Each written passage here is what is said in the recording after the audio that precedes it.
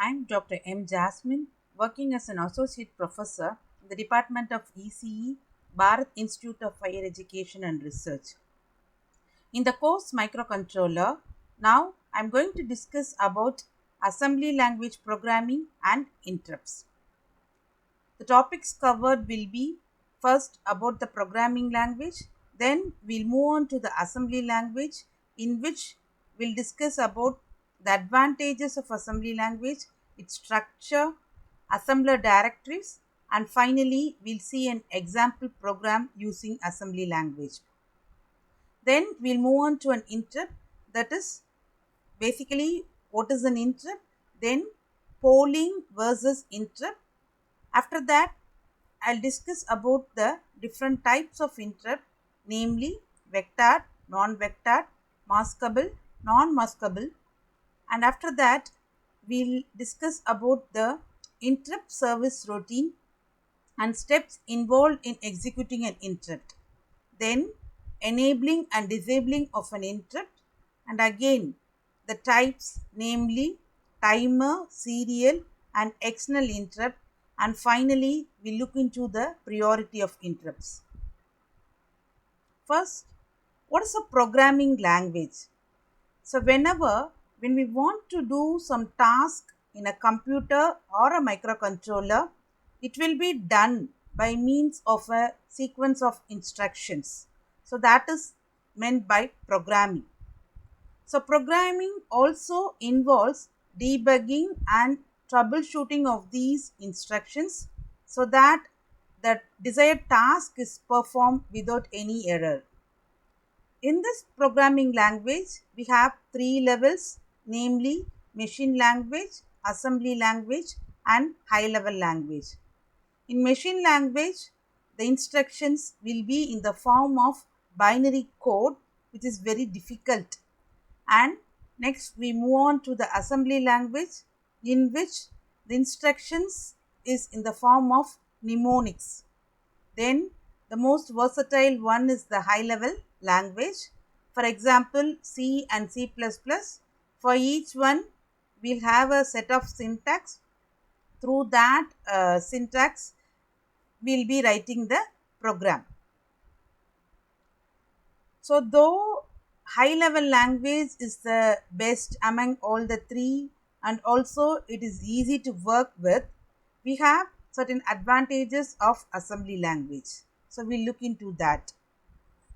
So what is the reason to go for the assembly language is that the assembly language, when we write the program using assembly language, it gets executed faster and also it occupies less memory.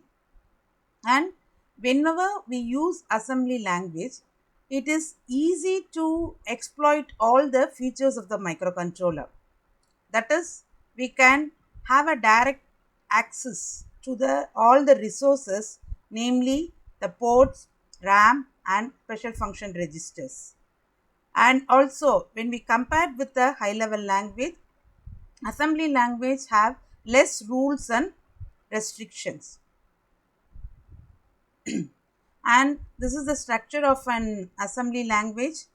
The first one will have the label field and then the instruction, and after that we'll have the comments.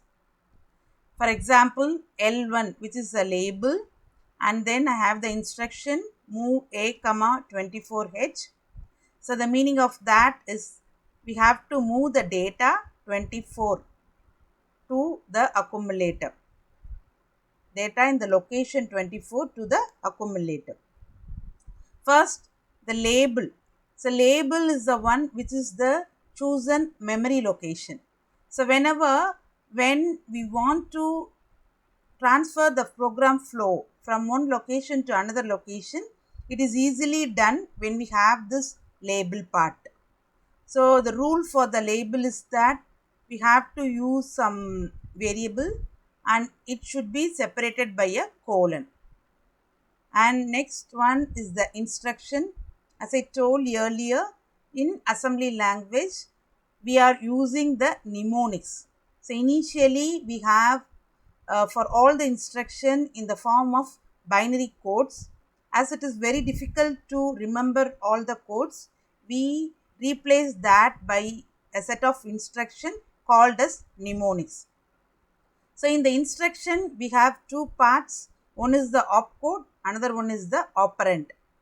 So opcode is the mnemonics. So generally this opcode will be in the binary format, and that will be provided in the data sheet of each and every controller or processor. And then after that we'll have the operand. So operand means upon which the instructions are going to operate. So generally we have two operands. One is the source operand, another one is the destination operand. So source means it is going to be the input of the operation, and destination is going to be the output of the operation. Then comments. So normally comments are not executable in the program. It is only for our understanding. So whenever anyone, if they see the program through the comments, they can able to understand the flow in a program. So it is not executable. So we have to indicate it by a double slash. So next one is, these are some of the important 8051 assembler directives. The first one is that assembler state control. For that we have org, that is origin and end. Then symbol definition, we have segment, equate, EQU, set, data, and in data it may be like an extended data or integer data.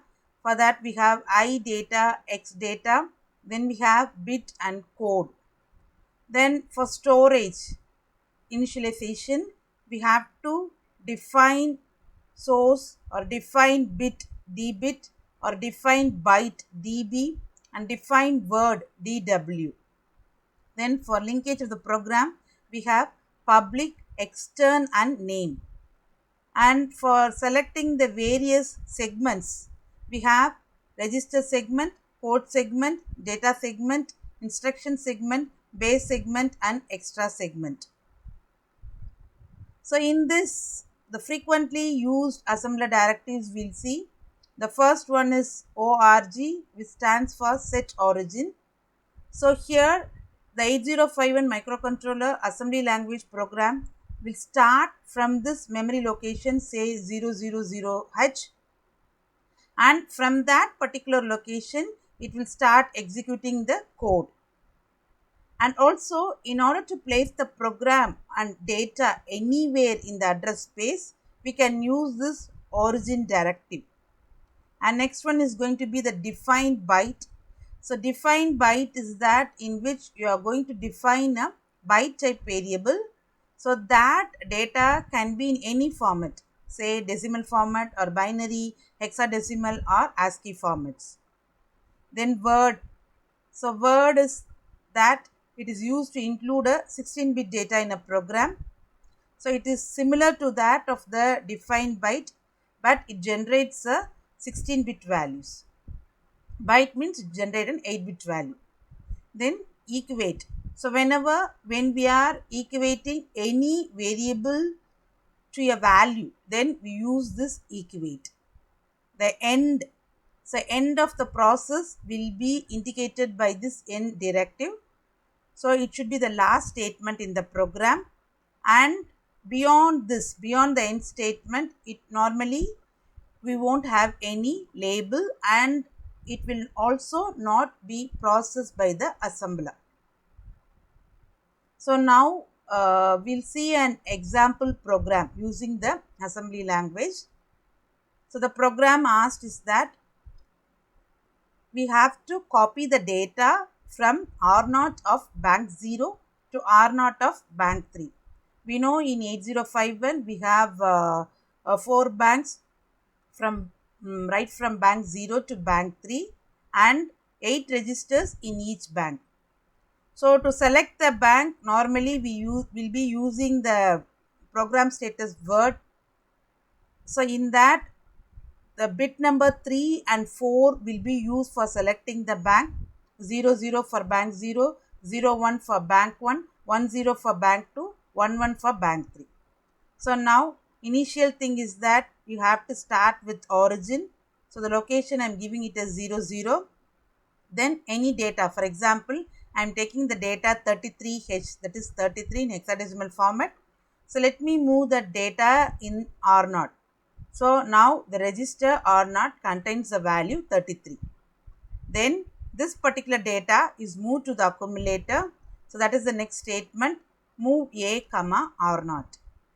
And after that, the thing asked is, I have to move this data to bank 3. So for that, I have to select my bank 3. As I told, for setting up the bank 3, your third and fourth bit of program status word should be set as 1. So we are using the command set B program status word 0.3. That means the third bit will be equal to 1. Similarly, the fourth bit also should be equal to 1. For that, we have the instruction set B program status word 0.4. Then after that, this will help in selecting the bank 3. Now, the data in the accumulator is moved to the register R0 in bank 3. So that is done by the instruction move R0 comma A. So the task is accomplished. That is, we have moved the data from to the bank 3 register R0. So then after that, it is the end of the program, which is indicated by the end statement. So this is the thing about the assembly language programming. So next part is that we'll move on to the interrupt concept. First, we'll see what is an interrupt. So interrupt means whenever a microcontroller is doing some job, it can be interrupted by an internal event or an external event. So that is called as an interrupt. So interrupt is an external or internal event that interrupts the microcontroller. So when an interrupt occurs, the program that is associated with the interrupt is called as interrupt service routine or interrupt handler. So first we'll see what is the basic difference between polling and interrupt before moving into the detailed concept of the interrupts. So in polling means the microcontroller will continuously monitor the device. So it will check out in a round robin fashion. So the first device it will check out whether it needs service or not. Once it needs some service, it will be done. Then it will move on to the next device. Likewise, in a round robin fashion, it will monitor all the device. Whereas in interrupt, it's not like that. Whenever any particular device needs service, it will request for it, and once it is accepted by the microcontroller, the particular service will be done. So based upon the concept, we can say the polling method is not efficient because most of the microcontroller's time will be wasted in just monitoring all the devices, even if they didn't need any services. Whereas interrupt is going to be an efficient one because we are going to serve only those devices which is asking. Then in polling, there is no possibility to assign priority because we are all the devices are checked in a round robin fashion. Whereas in interrupt, each and every device that if at all, if it needs the attention first, we can assign the priority to that particular device. And in polling, whenever if we want to ignore some device, it's not possible. Whereas in microcontroller, we can ignore. So technically we call it the term as mask. We can mask a device. So this is the basic difference between the polling and interrupt. So now moving on to the different types of interrupts. The first one will see the vectored and non-vectored interrupts. So vectored interrupts means here all the devices which come under this category are assigned an interrupt vector. So this is the interrupt service routine address, and it is fixed and it will be known to the CPU. And all these vectors will be stored in an interrupt vector table. So whenever a particular device interrupts the microcontroller, automatically based upon the interrupt vector table, the CPU branches to that particular interrupt service routine. So generally all the 8051 interrupts are vectored interrupts. And next category is the non-vectored interrupts. So here we are not going to give the particular interrupt vector to each and every interrupt. We have only a common interrupt service routine, and this common ISR will be known to the CPU. But what is the problem in this is the CPU does not know which device causes the interrupt, and for that we have to use only polling. So whenever the interrupt occurs, we have to poll the devices, all the devices, and find out which one causes the interrupt, and accordingly we have to service the device. So next category is going to be the maskable and non-maskable interrupts. So in maskable interrupts, like if any interrupt we want to set or clear at is possible. So that will be done by means of an interrupt control register. So generally the microcontroller may allow multiple interrupt sources, but only few of them will be requiring the few applications only will be requiring that service. So the programmer can mask off the unused interrupts. So next is the non-maskable. So non-maskable interrupts will be like they are termed as the critical interrupts. So they have to be serviced no other way. So whatever the state of the microcontroller, it has to, non-maskable interrupts, it has to immediately address it. For example, I can say system reset function. So next we'll look into the interrupt service routine. So whenever an interrupt occurs, we have to execute this interrupt service routine. So that interrupt service routine address will be known by means of the interrupt vector, which is stored in the interrupt vector table. So whenever the interrupt occurs, the microcontroller will move to that particular location and it will be running that interrupt service routine. So now we'll see what are the steps in executing an interrupt. So before moving into this, we can relate it to some real-time example. For example, to know clearly about these interrupt concepts, so let us assume that someone is reading a book. So at that time, if a mobile rings or someone knocks the door, what he'll do, he will first he has to attend that particular call. Before that, what he'll do, he'll keep some bookmark in his page wherever he left, and then he'll go attend the call, and then after that he'll come back and he'll resume his reading task from the point where he left. Right? The same way the microcontroller is doing some job. So whenever some device is asking for interrupt, it's up to the microcontroller whether to accept it or not. Once it accepts, what it will do, it will first execute its current task, save the content, that is next one it will save in the program counter. It will attend the service of that particular device, and after that it has to come to its original location and start resuming its own task, right? So this is the interrupt process in whole. So that steps only we are seeing in executing an interrupt.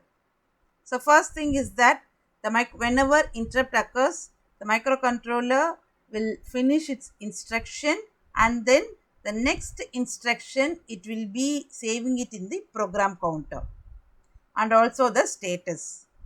Then it will jump to that particular location. That location will be stored in the interrupt vector table. So that is the address of the interrupt service routine. It will go there, perform that particular task, And in the interrupt service routine, whenever we have the statement say return from interrupt RETI, the microcontroller will go to its original location, original task, and from the program counter it will retrieve its address and start resuming its original task. So this is how the interrupt process will take place. So now the whole 8051 we have 6 interrupts. The first one is that reset. Next is that timer interrupt. So we have 2 timers. So 2 interrupts for the timers. One for timer 0, another for timer 1. Next is that external interrupts. External interrupt 0 and interrupt 1. For that, in pin diagram, port 3 pins will be allotted for that. Second pin of port 3 and third pin of port 3. Then for serial communication, we have a single interrupt which is meant for both receive and transfer. So this is this interrupt vector table. So as we have categorized the whole thing as 6 interrupts, for each and every interrupt we have a fixed memory location for the interrupt service routine. So this is stored in the interrupt vector table. For reset, the address is going to be 000H. Then for external interrupt 0, it is going to be 0003. Then for timer, it's going to be 000B. Then external interrupt 1, it's going to be 0013. Then for timer 1, 001B. And last for serial port, it's going to be 0023. So these interrupts, whenever a device is asking, it can be enabled or disabled. So for that, this will be done by means of a software. For that, we require an interrupt enable register. So this interrupt enable register is the one which is responsible for masking and unmasking the interrupts. So first, this is the format of the interrupt enable register. It's going to be an 8-bit register. So bit number 0 is for external interrupt 0, then 1 for timer 0 interrupt, then bit 2 for external interrupt 1 and 3 for timer interrupt 1, then for fourth one for serial interrupt, 5 and 6 is not used, and seventh one for accessing all the interrupts, enable interrupt. So each and every bit is we can change. If a particular interrupt has to be enabled or disabled, for enable we have to set the bit as 1. For disabling we have to set the bit as 0. Right? So now, like, in order to activate all these interrupts, the basic thing is that I have to first enable my bit number 7. Only if it is 1, I can access all the other interrupts. So that is, if EA, that bit EA is going to be 1, the interrupt will be enabled and the corresponding bits will be high. If EA is equal to 0, no interrupt will be responded even if the corresponding bit is going to be high. Clear? And next we will move on to the next category, that is the timer interrupt. So timer interrupt is that timer is the one which is used to count the number of sequences. So whenever starting from 0, it will reach to the maximum value, and after that it will move on to its original value. So that is called as the rising of the timer clock. So general thing is that when we are going for the polling concept, what we'll do is that until the timer flag is raised, we'll be tying down the microcontroller. Microcontroller is tied down so that during that particular period, it can't do any task. But when we are using the interrupt concept in the timer, this particular problem can be avoided. That is, here we'll be using the interrupt enable register. So whenever in the interrupt enable register, if the timer interrupt is enabled, and whenever the timer rolls over means from the maximum value it rolls over to 00, and in that case the microcontroller will be interrupted and it will jump to the interrupt vector table to service the interrupt service routine. So here we are not going to tie down the microcontroller.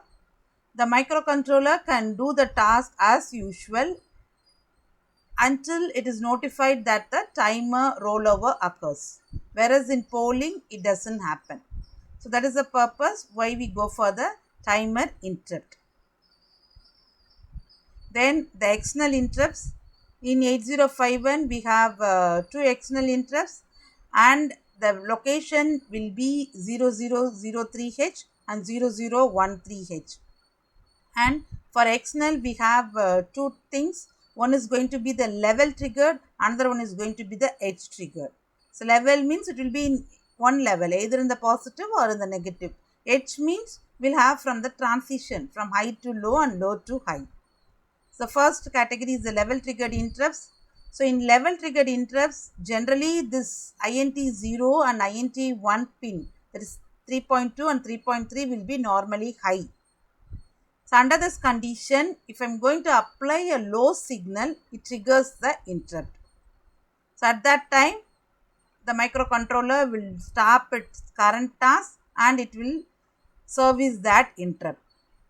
Then after, once it is executing that interrupt service routine, before executing the last step, that is before executing the step return interrupt, again the low level signal must be removed. Why we are doing so means, if it is not done, another interrupt will be caused. So in level triggered interrupts, what are the points to be noted is that if the interrupt pin is brought back to logic high before the start of execution of the interrupt service routine, then there will be no interrupt. And again, if the interrupt pin is at a logic low after the return interrupt instruction also, then another interrupt will be activated. So we have to avoid these things. Next is going to be the edge triggered interrupt. So edge triggered interrupt, so to make this INT0 and INT1 as edge triggered interrupts, we can do it by means of the changing the bits in the T control register. Next, that is a timer control register. So this T control register will hold the IT0 and IT1 flag bits, and that bit only will determine whether it's going to be a level triggered or edge triggered. And it is also a bit addressable one. So this is the format of this T control register. Again, an 8-bit register. The first bit is for your timer 0, then external interrupt 0, timer 1 and external interrupt 1. So first we will focus on these 4 bits. So IT0, we can set this bit for an interrupt generated by a low level signal, and same way we can clear this bit for interrupt generated by a falling edge. So that interrupt, that particular bit should be high for the occurrence of the edge trigger, and this particular bit should be low for the occurrence of the level trigger. So that is the meaning of it. Similarly, external interrupt, it will be set when there is an interrupt at IT interrupt 0 and it is cleared if it wants to jump to the ISR.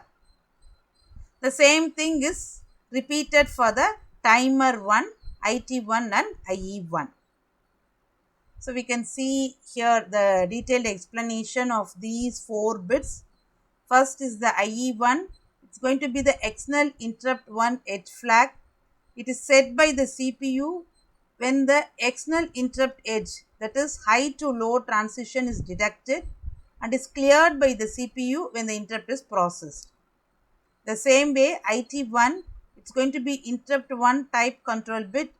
It is set or cleared by the software in order to specify the falling edge or low level triggered external interrupt. Next is IE0 TCON.1. Here it's again an external interrupt 0 edge flag. It's set by the CPU whenever the external interrupt edge high to low transition is detected, and it's cleared when the interrupt is processed. Then IT0, so interrupt 0 type control bit, and again it's set or cleared by the software to specify the falling edge or low level triggered external interrupt. And next, the final category of interrupt, that is the serial interrupt, which is used for serial communication. So this is the one which is used to both send and receive data. So whenever the bit IE.4 is enabled and whenever the receive interrupt or time transmit interrupt is going to be raised, the 8051 will be interrupted and will jump to that particular memory location, say 0023H, to execute the ISR. So in the interrupt service routine, we have to examine this TI and RI, transfer and receive interrupt flags, to see which is raised, and accordingly we have to service it. Then if many interrupts, the interrupt is caused by several things, either the external timer or serial, at the same time we can assign the priority. So priority is, we have a default priority, and if at all if we want to change it also, that can be done. First we will see the default priority, and after that if we want to change the priority, it will be done by the interrupt priority register. So first is that the interrupt priority upon reset, okay, initial priority will be the reset. Then after that we have external interrupt. Next highest priority will be external interrupt 0, next timer interrupt 0, then external interrupt 1, timer interrupt 1, and finally serial communication RI plus TI. So now the priority of interrupts, as I told, we can alter the sequence of the interrupt priority by assigning a higher priority to any one of the interrupts.